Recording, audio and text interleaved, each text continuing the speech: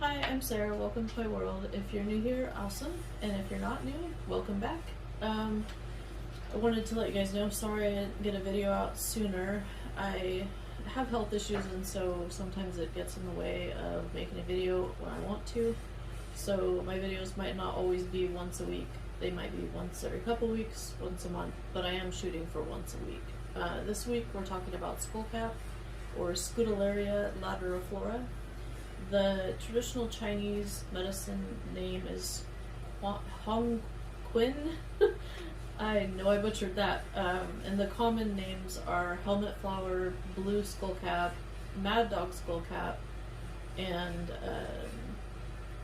the botanical information. I have this, again, the Encyclopedia of Herbal Medicine by Andrew Chevalier.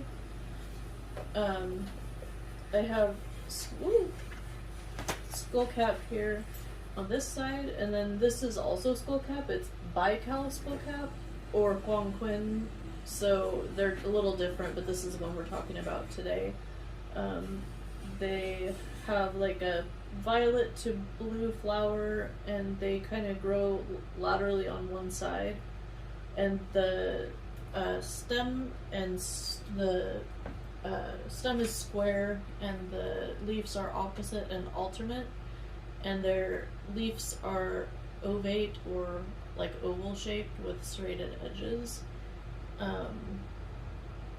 It's a perennial, and it grows 1 to 3 feet tall, and we do have it in our garden, so when ours is alive again, I'll bring you out and show you the skullcap. It prefers rich soil as well as like a boggy, kind of wet, like a marsh or a river bed or somewhere with lots of water. In the garden, you just want to make sure you keep its feet wet.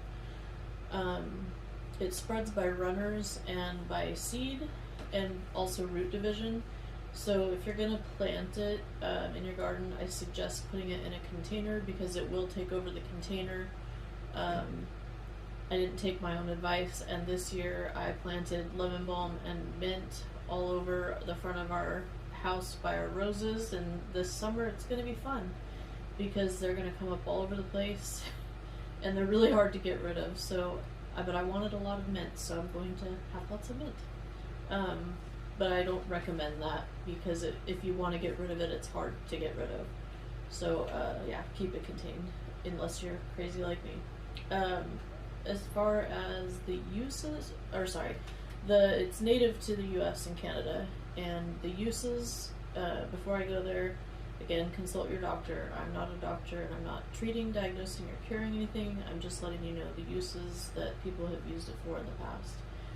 It's good for anxiety, busy minds, people with like a type A personality, super hyperactive, or hyperstimulated, overwhelmed, that kind of thing.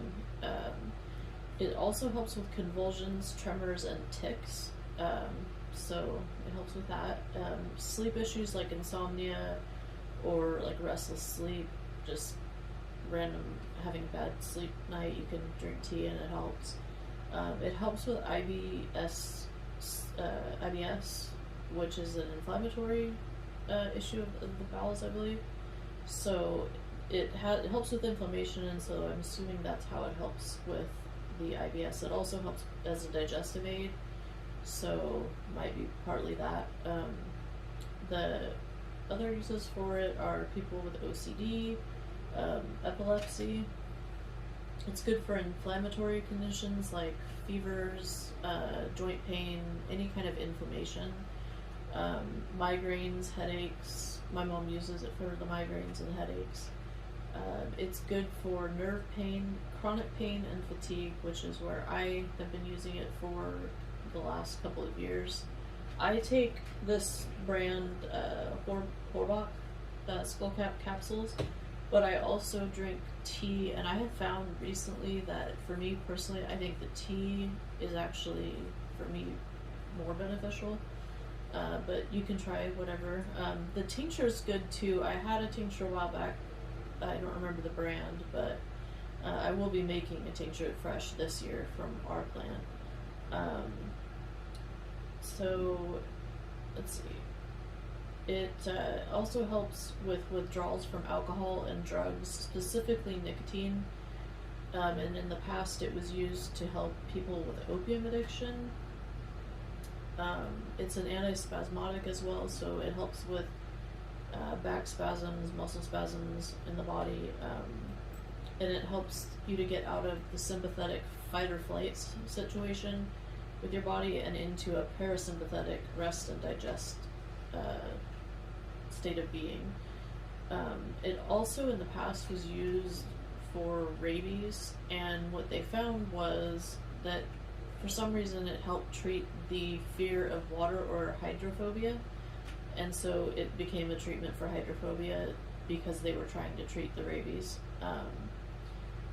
As far as safety, again, consult your doctor, and as far as side effects go, there's no known side effects if taken within the normal range of dose, and I would not recommend breastfeeding or pregnant women take it just to be safe. The key constituents are that it's got bitter and mildly bitter, and tannins, flavonoids, and alkaloids. Or sorry, not alkaloids, essential oils.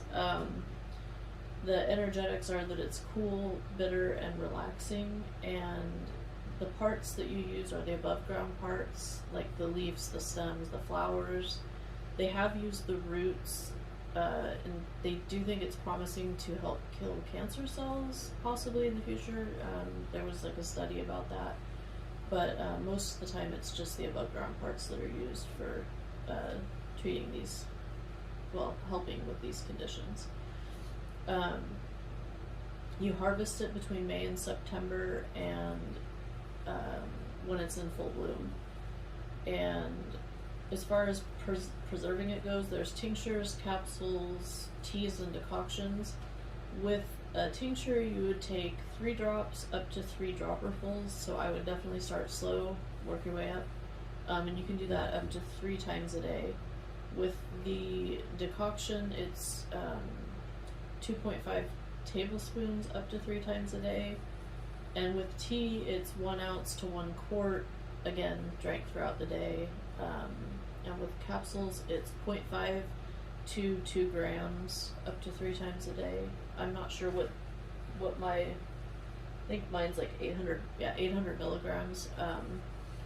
And so those are the ways you take it. And as far as taste goes, it's bitter, sweet, slightly floral, and astringent. And I don't mind the taste of it, but I do add honey to mine because I like honey in all my herbal teas. So I would suggest try it. If you don't like it without the honey, then add honey or some kind of sweetener. As far as folklore or facts about it, the Cherokee and the Issaquah tribes used it for treating rabies and to help in their cleansing rituals. And it's been in use for over 2,000 years, and there's 100 varieties of skullcap. And again, in the past, it was used to treat opium addiction. So that's just a little bit about skullcap. Like I said, next video probably will be the next herb that I'll be talking about will be wild lettuce. That grows here wild. It's a weed here, but I use it for pain and whatnot. So I'll talk about that next time. Hopefully next week sometime, and then the video after that or before, one or the other, will be the seed starting and what seeds we're starting for the spring garden. So anyway, I hope you like, click, and subscribe, and I'll see you next time. Thanks. Bye.